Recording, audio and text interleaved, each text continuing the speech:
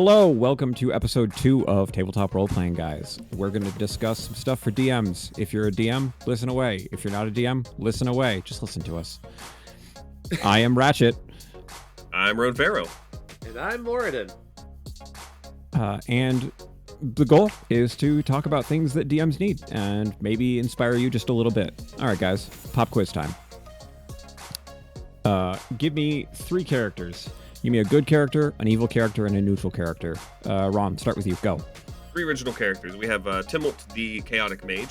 He is a chaotic good character who is kind of like a Robin Hood-esque. He will go ahead and right any injustice that he sees just to kind of help things out. Then as for a neutral character, I'll go and give you one of my characters that I'm playing for a Sunday D&D campaign. His name is Crab. He is an absolutely neutral character, just wants everybody to be his friend and really only kind of works for himself. He won't go out of his way to help people, but he's also not opposed to helping people. And then for an evil character, I'm going to go for another D&D character I used to play. He was an absolute bastard. He was a wizard that only kept people around if they had unique things that piqued his interest, so he could steal their secrets and utilize their abilities. He would not help if anybody was in any danger because that didn't concern him whatsoever. The only time he would ever help is if there was something in it for him. He was selfish, and if somebody died, he did not care. All right. And Morty, what do you got for us? All right, so for my good character, I've actually showed you guys the updated mini for him. His name's Hakrul. He is chaotic good. The ends justify the means for the greater good. Very focused on making sure that if it needs to die, it needs to die. For kind of my neutral character, we have Glam, who literally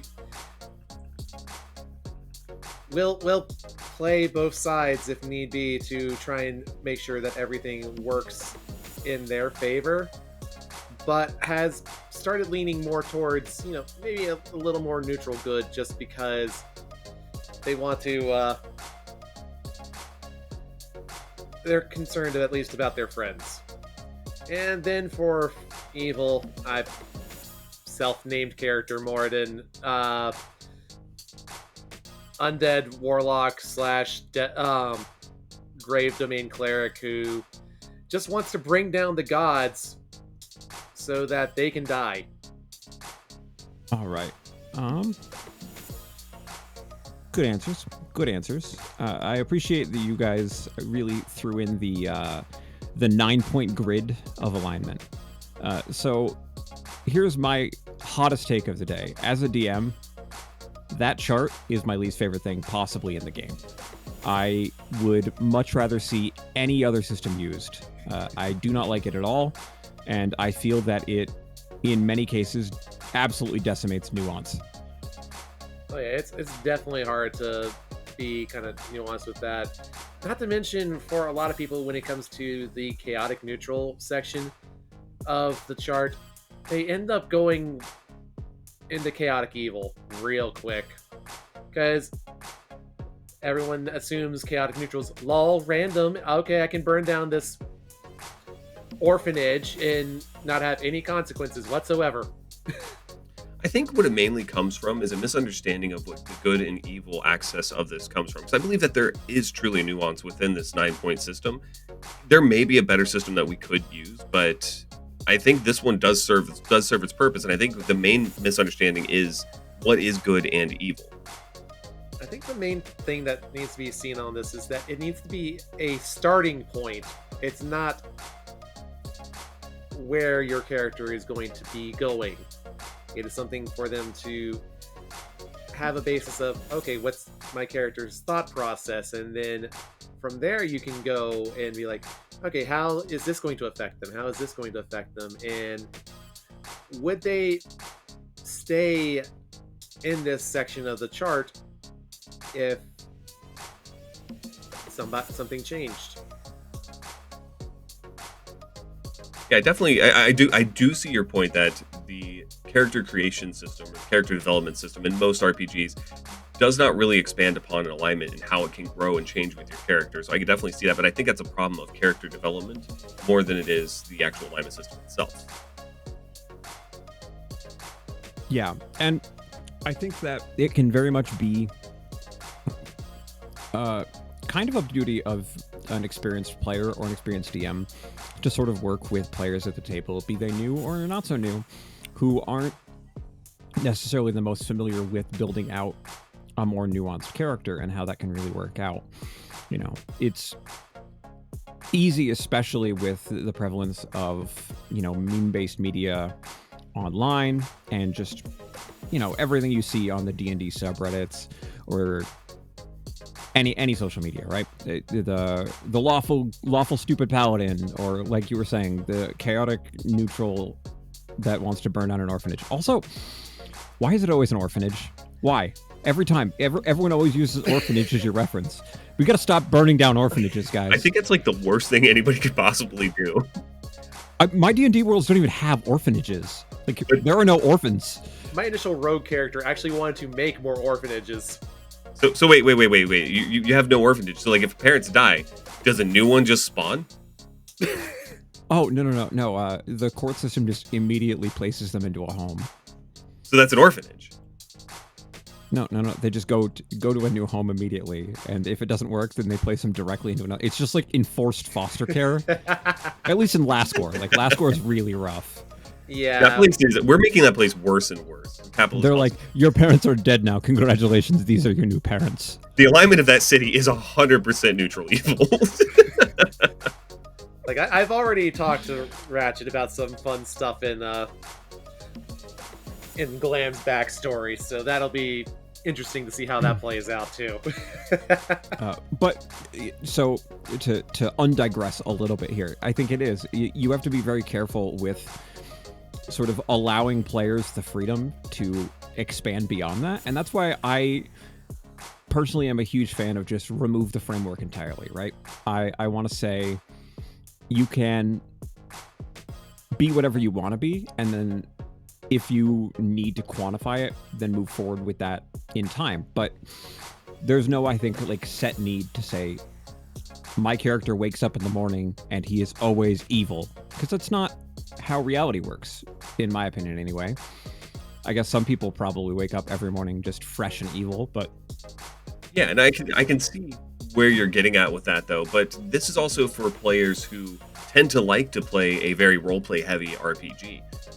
D&D, it specifically did not start off with that. Actually, it started off as a war game and then eventually evolved into Dungeons and Dragons, which was more of a dungeon crawler than it was an actual role-playing system.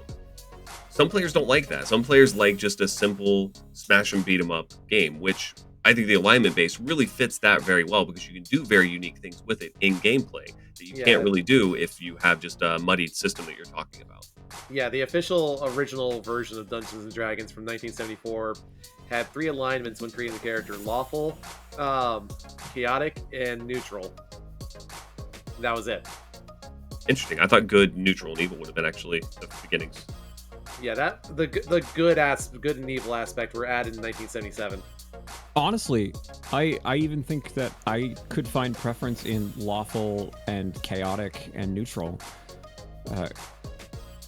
rather than applying the good or evil tag to it, because it is such a muddy system in my thoughts. But I do understand where you could be coming from, that there is sort of that if you aren't looking for a roleplay heavy experience and you are just looking to crunch and fight and battle, then yeah, there's I guess a call to quantify it, you know, if you're using alignment based powers. Yeah, I'm currently looking at the access that they had for actual second edition, and character performs too many actions outside their alignment, can find their alignment changed, and is penalized by losing experience points, making it harder to reach the next level. Yeah, that shit right there, no, absolutely not. Would not fly with me. I agree, because that promotes not changing your character and not growing. Yeah, that involves person. no character growth whatsoever. Yeah. I get if it's like doing apprehensible things, like let's go back to burning down orphanages. let's say Cecil goes and burns down an orphanage. Yeah, there should be a punishment there. So maybe that was an early idea for curbing chaotic murder hobo behaviors. Or really allowing them to lean into it, I suppose, if they wanted to. Like, never. Why would you do that? That directly hurts your character. Well, I mean, if you start chaotic evil, then I guess you have to make sure that, like, once a session, you just straight up, like, murder somebody in cold blood so your alignment doesn't shift. Wait, murder somebody? Who are we murdering? Always orphan. Is it an orphan? Always. It's always. What if, or on the flip side, you could actually one session murder parents to make more orphans, so that the next session you're murdering the orphans again. Yeah, but then the DM's just going to make Batman happen, so you're really shooting yourself in the foot there. Yeah, you got to kind of watch out for that. So, like, all right, so we talked about the good and evil within a game, and within tabletop RPGs in general. What would we define these two things as? I did mention earlier, I think the biggest confusion is people don't actually know what these terms mean, and they're just running with it. Yeah, absolutely. And so if we look at, let's start, I guess, right? Textbook definition of evil. Let's get the Webster's definition. Oh shit, we're bringing up Webster's. All right, I'll get good. So let's see. To be evil as an adjective is just profoundly immoral and wicked.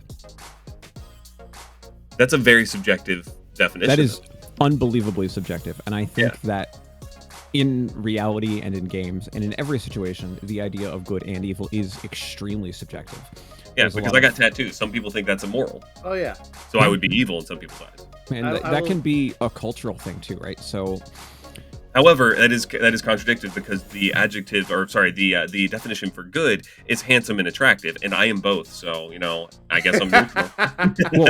well, actually, so if we're using that definition, then one of my personal favorite pre-written NPCs out of any system they've ever made with Wizards of the Coast, the literal god of evil himself, Asmodeus, is good because he's beautiful. Oh yeah, he's hot. No. The first definition is of favorable character or tendency, which again is entirely too subjective. Oh yeah. So my definition for good and evil, and this is the whole spectrum, is a good person. We think of heroes of past. For example, I'm going to bring up Hercules in the Disney movie, not the real Hercules. Completely different guy, completely different situation. Oh yeah. Hercules in the Disney movie is a good guy. He will go out of his way to do anything for anyone and will die for it, as proven in the when he goes to fight Cyclops when he has no strength whatsoever. Neutral is somebody who is more self-centered. They're more just for self-preservation. If it would benefit them to do the good thing, they'll do the good thing. If it benefits them to do the bad thing, they'll do the bad thing. Where evil, they do not care for other people's lives. If somebody dies around them, it does not matter. They will not do anything good unless it benefits them. So that's the kind of spectrum that I work with. Totally valid. And so let's see how I would define good in a game or in a tabletop setting, right? So it is, there's the willingness to help others for sure. And there's the willingness to act towards a better whole and just sort of, I think to an extent, not making everything worse is kind of inherently good in a world where we have such acknowledgement of good and evil. And I think that's also sort of where it can get a little weird when we acknowledge that we have like tangible proof that gods of good and evil literally exist, right? Yes. Because it can very much, get a little weird when it's like, oh, well, so this person must be evil because they worship the god of evil. I mean, don't worship the god of evil. Totally fair. Or warlocks are a tricky one, right? Like a lot of them, you can have like a fiend pack warlock where you've assumed that you are making a pact with a greater, unbelievably evil creature. But the goal is to serve a good end. Sell your soul for 1d10 cantrip. Yes, exactly. So, evil is the capacity for malice. It's acting in self-interest. And I think this is a really big one, right? The capacity to dehumanize others, or de-elfinize, or de-dwarfinize. I think dehumanize works because all those are humanoids. Okay, fair enough. It's presumptuous of us to name it all humanoid. Well, Well, we're humans and we came up with it, so I think we should stick The- with de-elfinize. The depersonalized. willingness to euthanize the rest of the world. Just the willingness to euthanize. Yeah, I think that to dehumanize is a big one, right? And I know that that's definitely a sensitive topic that you should always talk to with your players. Is how evil and how wicked you want to go, because like it is. I mean, if you want a character that's textbook evil, just make them a slaver, right? Like Oh, there's geez, no. there's nothing good there. I don't keep that in my games personally. I try to avoid that wherever I can. Oh yeah, no, that's banned in my game except for NPCs because it's so fun to kick the shit out of Slaver, right? Oh, absolutely. Yeah, no. If one of my players did that, that would be a situation for having a conversation outside of the game and to be like, "Hey, I don't know why you thought this was cool, but it's not. Don't do that." I don't even think I would need to give too much explanation. I think that'd just be sort of like a hard counterpoint of I say no. Yeah. And so there's that, right? Are you going to dehumanize? How self-interested are you? Are you going to like push over an old lady and walk over her body to make sure that you get the last cupcake? No, but I definitely am not getting these boots wet. I just bought them. And so that's where it's like, how, I guess, cartoonishly evil are you making things within a game too? Do I have to have the classic Snidely Whiplash mustache and be able to twirl it? Yes, That's a requirement if you're chaotic evil. That actually, yeah, you get an extra evil point if you have the twirly mustache.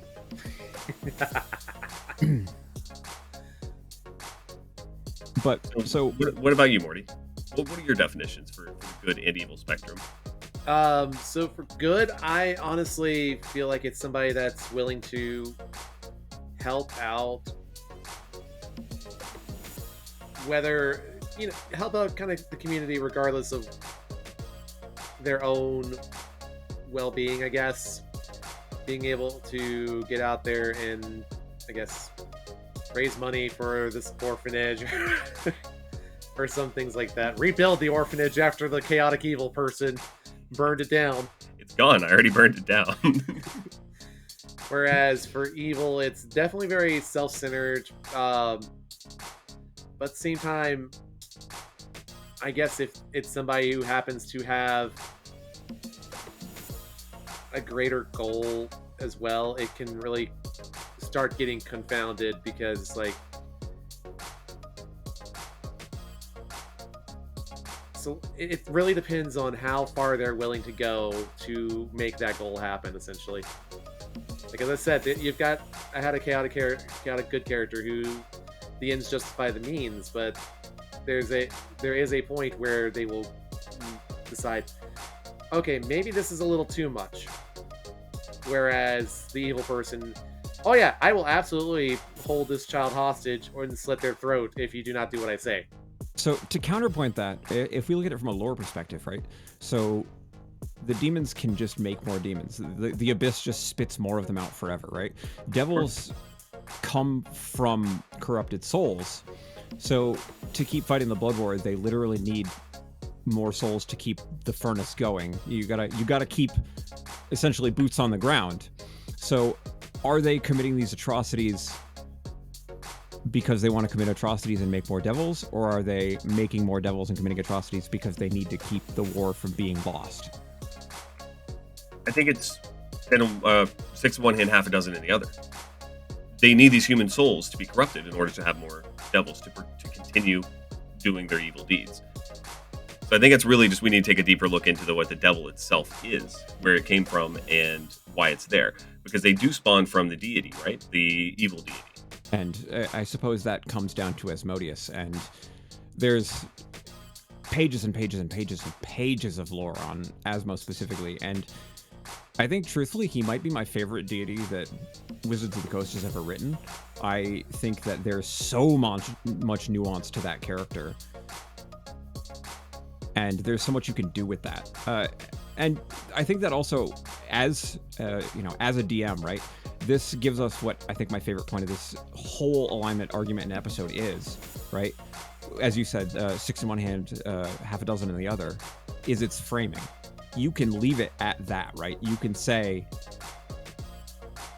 they're doing this because they're inherently evil, and they are corrupting these souls because they're wicked and they want to corrupt these souls, but they want to do it within their laws. And I can say they're doing it because they're almost like a tragic hero who need to keep doing this horrible deed because it's the only way to prevent the world from getting eaten, right? And it gives us that ability to take the same scenario and frame it in two very different ways to make it compelling to however the narrative needs to be told, right? And it also, for your players, gives them a very intense choice of how do I look at this, and are they good, are they bad? Can I ally with them? Can they be trusted? And the answer to that is always no with the devils. They don't even treat their own underlings because they have a very, very it's a very bureaucratic world. They treat their underlings like absolute garbage. Never once do they, in their own society, do good things for the others. Okay, well, so they don't have pizza parties on Fridays. They got a war to win. It's like corporate America, but an entire plane. I will just say that it does at least make it so that you do kind of sympathize with them just because of the fact that self-preservation is very much a very core aspect of most sentient beings. Hell, even just sapient beings. So what is the lowest form of the devil? Of devils in D&D? The lowest form? It's a Lemure. I don't know if I'm saying that correct. I was going to say, yeah. I believe it's a Lemure. They're like a CR... Their existence is pain. They get absolutely bodied by all the other devils. They're treated like absolute crap. Never once does another devil look at these creatures with any sort of pity, which shows lack of empathy, which shows, in my definition, evil. Which is funny, though, because you fail enough times as a higher devil, you get turned back into Lemure. It is possible, yes. Yes, they have no pity for anybody. It is a demotion-based system and a promotion-based system, which I love that, honestly. I love the bureaucracy of it and the nitty gritty. The Nine Hells are my favorite place. It's such a good place. It's so good. I'm not well versed in the Nine Hells, but I do know a little bit about the devil lore and just like everything about them. I mean, they are absolutely the embodiment of evil. That's what they're intended to be. Okay, so what if you take it like this, right? The Lemure's existence is pain, but where does the Lemure come from? It is a mortal soul that did horrible, wicked things and made a deal with the devil. And not necessarily. Lost out on there's something called a Hellfire Engine. If you die to this thing, you become Lemure. No matter who you were, you become a Lemure. Okay. You could have been a paladin of good, and you still become a Lemure. Nothing you can do about it. Boy, that's rough. Yeah. Now, hold on. And here's where, once again, as a DM, we can get weird with it, right? So, say you're a holy paladin who was a champion of every bit of goodness in the world, got eaten by a Hellfire Engine. They start out as a Lemure. And you can, as a DM, say, hey, that personality's still there. And then that Lemure gets the shit beat out of it repeatedly over and over again.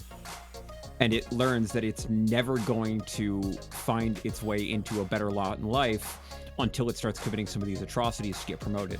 Until it promotes its way up to being something significantly greater, you know? When you're looking at something like a Pit Fiend, for example. And then now it's a Pit Fiend that has all of those paladin memories, and it understands it's done a lot of horrible things to get there. But now it's a Pit Fiend. Lemure's intelligence is 1. They do not remember who they were. Okay, fine. Plus, also, this process is meant to basically, it's like a refining process. It's to take all the good that's in this character's soul and throw it out. I personally believe that every character in D&D has both good and evil tendencies in them. In human beings, we do as well. We have those intrusive thoughts that come in, which would be considered as evil, unless they're fun intrusive thoughts like, ramp off of this truck, because I have that one every day. But my point is, I think every human being or every mortal has the capacity to do evil things. The devil's process is to just refine that, and that's how you get the most evil things. If your theory is true and there's any sort of personality of the paladin left over in Lemure, they'll never get promoted. I love the devils so much, man. They're my favorite species in D&D. I love Asmodeus. I'm an Asmo stan. You can keep that in if you want. I will proudly be an Asmo stan forever. This is actually where we do differ a little bit. I actually am more of a Celestial person. Like, obviously, Celestials are fun, but they are they also have the potential to be just as asinine as a devil. Oh, that's so accurate, right? And I guess that's my flip point, right? So back to the nuance argument.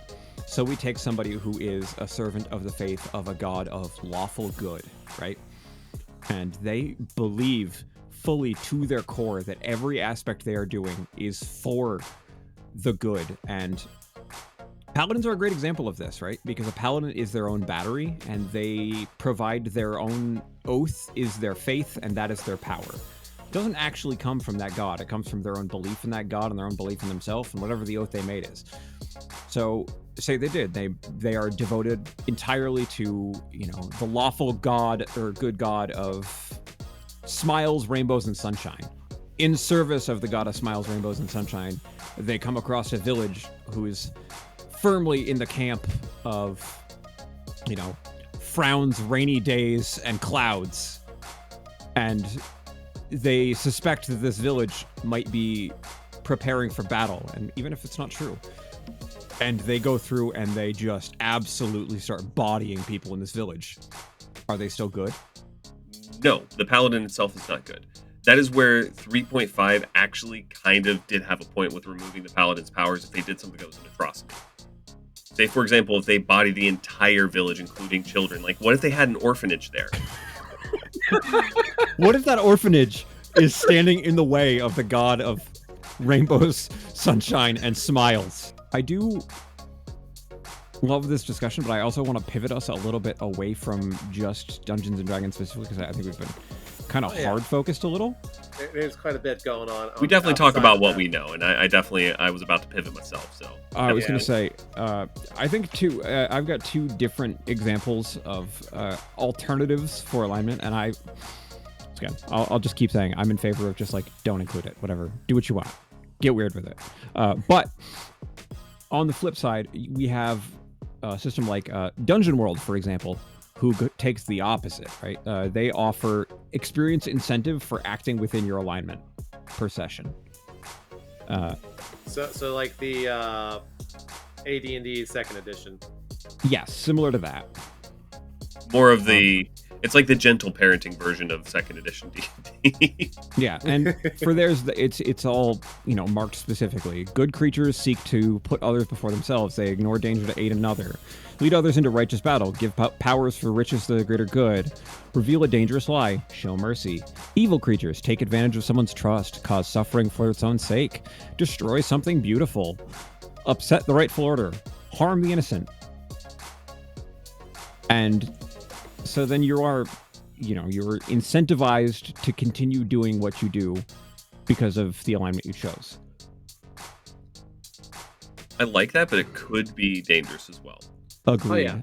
I think because we go back to the chaotic evil and the neutral evil. And just for example, I mean, what is their alignment grid? Because I'm using D&D again, which is my frame of reference. It's the general alignment that we see everywhere. Yeah, So they still have memes, so. lawful, chaotic, and neutral as well. So under lawful, chaotic neutral would still be an issue with that, because chaotic neutral is one of the hardest ones to play because it's so easy to slip into chaotic evil. Well, chaotic, and here's where chaotic's interesting, right? So chaotic creatures embrace the change and prize freedom above all else, celebrating the messy reality of life. They reveal corruption, break an unjust law to benefit another, defeat a tyrant, reveal hypocrisy.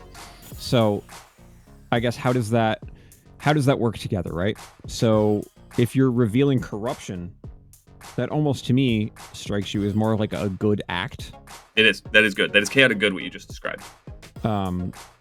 And defeating a tyrant could be as well, unless, of course, you're defeating an innocent tyrant and then taking their place. Is there any such thing as an innocent tyrant? No.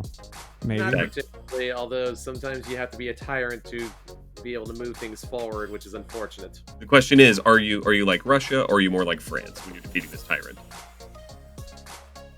That's the question, and I think that's where it can get a little muddy and a little nuancy.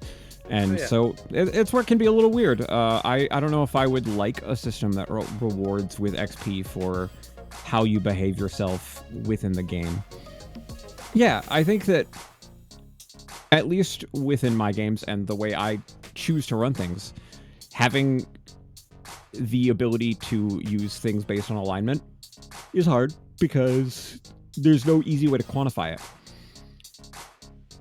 If we're not providing a strict label on what is good and what is evil, then if you use detect good and evil, if somebody has only done wicked things but truly believes that they are good, how do we quantify that? Are they evil or are they good? Who chooses? I'm getting flashbacks to a series of books I've recently been listening to, and there was a group there that their whole shtick was, trying to reduce the amount of overall suffering and increase overall happiness. The problem is, by doing your best to just focus on increase the happiness part, it's very difficult because it's diminishing returns, whereas reducing overall suffering, you can kind of clean that out straight up by annihilating all life. It's true. So it's just like the person who does who reduces the most suffering and essentially increases overall happiness entirely is the one who's going to set off all those nukes. So it's a very odd mindset, but it's also one that you can justify to yourself, and if you're a good orator, to others. So, area I would interject that we could have alignment-based powers in a system would be based on the good deeds. Well, when I say good deeds, again, I'm kind of using the Western idea of what a good deed is, but altruism versus selfishness. Say, for example, you got a cleric, okay? And you have a certain list of spells, because everybody loves extra spells, right? That you can get added to your list based on how many times you've done an altruistic thing or how many times you've done a selfish thing or an evil, quote-unquote, thing. And depending on where you are on that alignment spectrum, you'll get different spells. For example, if you're doing altruistic things, you'll get healing, any other thing that's just like a beneficial thing that you can add to your allies. But if you go the opposite way, you get harm. You get hex, different things like that. You get more dark magic. So I guess I would like to see magic be sort of reflective of the character's more. I think that would be a very unique aspect of a character. At the very least, for characters who are based off of classes that would be getting their powers from someone else. Sure, absolutely. Then again, I think, I'll actually argue that as well, because I think a sorcerer would be a really good place for this as well, because the magic comes from them. So their personality, especially because they're charisma-based casters, really reflects in their magic. So if they do more evil things, they should have more harmful spells. If they do more good things, they should do some beneficial spells. I will also say, to be fair, their powers, for the most part, do come from various other sources. Usually. Sure. Because you've got draconic sorcerers, you've got the divine soul, all of those, and then you've got the wild magic that just love that one. My favorite. Everything goes boom, whether I wanted to or not. Yeah, that's a great point. And I think like Wizard would be the only one that really would not work with, because they're just manipulating the weave. That's all they're doing. Well, sure, I mean, there's kind of reflected based on what they're interested in studying, but Wizard and Bard, because Bard just says, I don't care if this is only on your spell list, I'm taking it. They believe in the power of music. Eddie Lee was a bard. It's the power of love. To highlight just another little system here real quick as well. So if we look at a system like World of Darkness or Werewolf the Apocalypse, Vampire the Masquerade, anything under that sort of universal banner, last I checked, their system operates just on sort of like a 1 to 10 of morality. Sort of. World of Darkness is very interesting, because I saw here you added that they have no system at all, which they actually do. They have Vice and Virtue, which is a little bit more interesting and a little more nuanced. I think the no system at all was actually meant as something after that. Yeah, having no system at all Oh. as a system. Oh, okay, perfect. Well, I misread Anarchy. that. Anarchy. Well, isn't that just chaos? That's a system. That's an alignment. No, I'm kidding. But I really like the vice virtue system of World of Darkness because I haven't played it in a while, so I don't remember exactly what it does do. But they're governed by their own vices and virtue. I believe they get some sort of benefit whenever they actually do things that are correspondent with both their virtue and their vices, which makes a very nuanced case for the character. For example, let's say your virtue is charity, and you go ahead and donate your money to that orphanage. We're not burning it down this time, everybody. Just kidding, because someone else made a bigger donation than you, so they're going to you're going to disrupt them, which is going to put the orphanage now in debt, and your pride, which is your vice, caused the death of a lot of orphans. Or to that end, your vice is that you super love alcohol. So you were gonna make that orphanage donation, but instead you bought 10 handles of whiskey. So yeah, I mean, I do like, though, the idea of vice and virtue as opposed to good and evil, and following some of that personal code of conduct. And there's definitely a place for, I think, both, depending on how you want to run your world. And as we got to early in the episode, the idea of how crunchy you want to make this. For people who aren't doing in-depth role-playing, yeah, I suppose your 9-point grid for alignments could totally be acceptable. If you don't really want to worry about the motivations of that tribe of goblins, you just want them dead, yeah, slap a little CE next to their goblin name. Just operate on the assumption that goblin probably eats a villager like once every month. Or, if you want to make it a more nuanced system, you can... That goblin, his name is Jeffrey. Jeffrey's got 3 kids, and he's out raiding because his kids are hungry. And you just stab Jeffrey. And now there's 3 goblin orphans. And that's how you get the chaotic evil tag next to your DM name. So basically, one of the things that I like kind of as a concept for the game is philosophy versus morality rather than an alignment issue, because philosophically you're always going to want to do what's best for you and your friends in general anyway, but which, I mean, it makes sense that it's very hard to see the difference between that and morality. But at the same time, think about it like this with philosophy. I've played an atheist ASMR. The gods exist. We know this. So every fucking game pretty much has that in Dungeons and Dragons, Pathfinder, pretty much all those.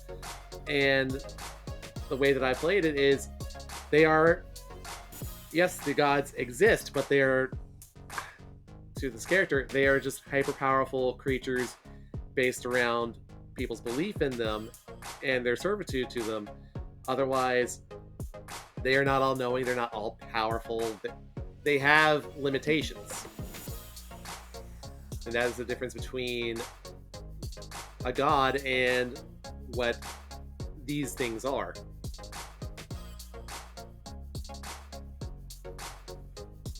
Definitely. And- Go ahead. I was going to say that's a really good thing if we look at, culturally speaking, outside of simply just that Western mythos, right? The idea of a god is very fluid depending on which culture you're looking at. You know, in the West, there is your one almighty god, whereas there's thousands of them depending on the culture. And they can be anything from a tiny little god that has almost no framework or power to, you know, something closer to that almighty. And they can be fallible or infallible. And I think that that's important too, right? Oh yeah. Do we worship this fallible thing, and what makes it really divine? And a lot of cultures also have the concept that these gods can, in fact, die. Yeah, for example, the Norse, they're literally their entire religion is structured around Ragnarok, where all the gods die. I think Baldur comes back eventually, but I don't remember. Here's a good little philosophy lesson I remember. if I were to go by myself down this dark alley where it has been known there are thieves and murderers um, that have frequented that area and have been causing trouble, and I decide to flash a little cash around and end up catching their attention, is it wrong of me to kill them when they attack me for showing off? When killing bandits, especially in tabletop role-playing games, that is seen as a good thing. It depends, I suppose. You could argue it that you are using this as bait to get rid of someone who will attack again to those who can't defend themselves. Or you could argue it that these were one-time desperate people and you wouldn't know that, and you just excised people who were trying to feed a family. Yeah, it's one of the, not to mention, going in there with that knowledge of this is a thing that not just may happen, but very well will happen, and still going in there with the foreknowledge that you are probably going to murder these people rather than the opposite direction. Which is also inherently a little bit classist. Which is, in my mind, my philosophy, that's evil. Hard agree there. So it's very hard to kind of come to a consensus with all that, because it's, as you said, you see that as evil, but at the same time you are essentially ridding this troubled neighborhood of